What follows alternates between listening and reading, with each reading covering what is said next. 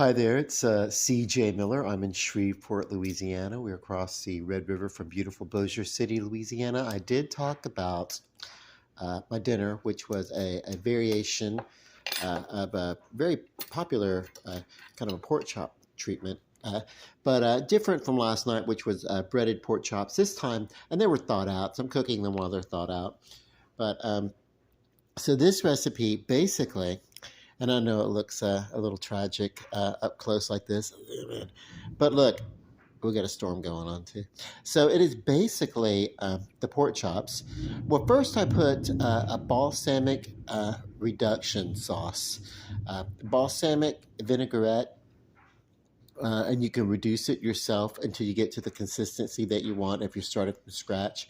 I actually had one that was already reduced, and there to this reduction per tablespoon there is 10 grams of carbs.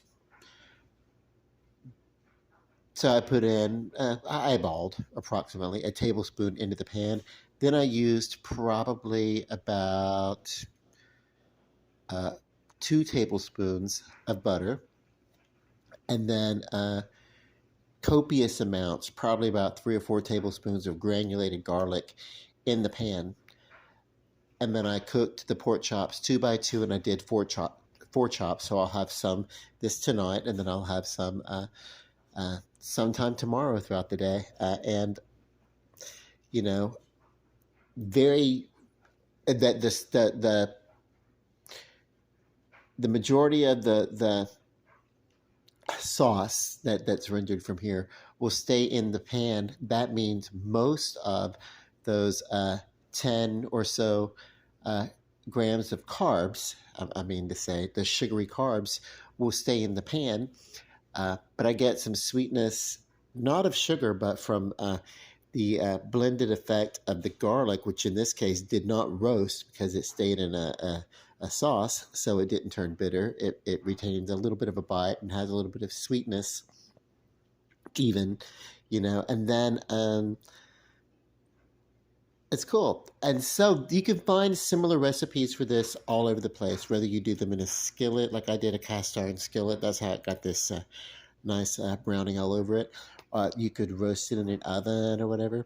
Like I said, I'm trying to really remember to not overdo and really kind of stick with keto, get a little bit stricter. Even though I do pretty well, I am so on the cusp of where I really, really desire to be with my weight. I think maybe by the end of the month, maybe I will have reached it. If not, it'll be so damn close that I'll celebrate anyway. In a good, productive, non-destructive way to the progress that I make. Hang on, let's give this a taste. Slow cooked until desired doneness. For pork, that's really, for me, I like to go well done with it. You can go a little pink if you want, but I like well done with the pork on a skillet because this was between the medium and low setting on my electric dial. So that's where I went with it, the cast iron skillet. But something meat like this, if you can do it slower until it heats to proper temperature internally, I think that's good. So this is really good. The natural flavor of the pork chop comes through. It's also one of these things for me. Watch this. I can just take the garlic and just totally just.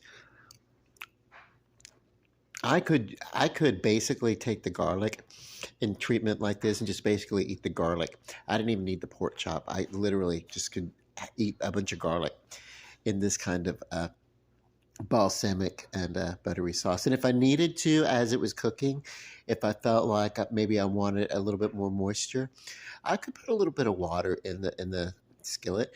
Now, if the cast iron skillet is hot and you put water in it, you're going to get a very smoky, steamy kitchen. If you're doing that over fire, you're probably going to get a grease fire. So be very, very careful because that will splatter. That will splatter. But yeah, so if you want to, you don't want it's called deglazing when you have to do that. Normally it's done with the port wine or something like that, but you didn't necessarily have to do that with this because there's a balsamic vinaigrette that has a little bit of sweetness, you know. But it was great. Okay, this was a success. One more bite. Hang on. So this is a sauce that can be, you could put some cornstarch in it if you wanted to do kind of like a or even a touch of flour or something. If you wanted to do like a semi glaze and bring it up and use it for other things, or you could take drops of the sauce and put it on, just drop it on, like maybe make poached or fried eggs or something and put like a couple of drizzle over it. If you wanted to reduce this, uh, again, as it is, you know, it's thin, but you could like thicken it up and make it a real heavy uh, glaze or a sauce in which you could drop it on and make like all sorts of like you know, art on your plate if you wanted. I'm a single person. I'm not going through all that right now. Mm. Damn, this is delicious. Okay, I love you guys. Oh no, my knife. I'm clumsy, by the way. That's my secret. Have I told you? Like I bump into everything. It's not just because I can't see. It's just because I don't always look before I move. I love you guys. God bless. Peace, love, and light. Bon appetit. Banana.